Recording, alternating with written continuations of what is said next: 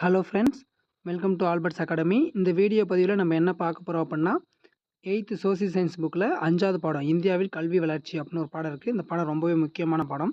இந்த பாடத்தில் இருக்கக்கூடிய ஒரு பாக்ஸ் கொஸ்டின் தான் பார்க்க போகிறோம். இங்கே பாருங்கள், பண்டைய இந்திய நகரமான இந்த தட்சசீலம் அப்படிங்கிறது பார்த்திங்கன்னா ஒரு தொல்பொருள் ஆராய்ச்சி பகுதி. ஓகேங்களா? தட்சசீலம் அப்படிங்கிறது ஒரு தொல்பொருள் ஆராய்ச்சி பகுதி. இது எங்கே இருக்குன்னா வடமேற்கு பாகிஸ்தானில் இருக்குது.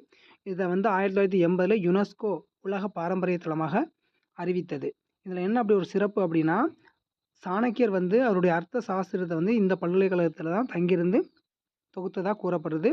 19ஆம் நூற்றாண்டின் மத்தியில் இப்பல்கலைக்கழகத்தின் இடிபாடுகளை தொல்பொருள் ஆராய்ச்சியாளர் அலெக்சாண்டர் கன்னிங்ஹாம் கண்டுபிடிச்சார். ஓகேங்களா?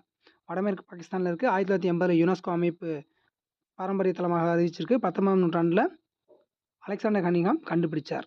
ஓகேங்களா? தேங்க்யூ.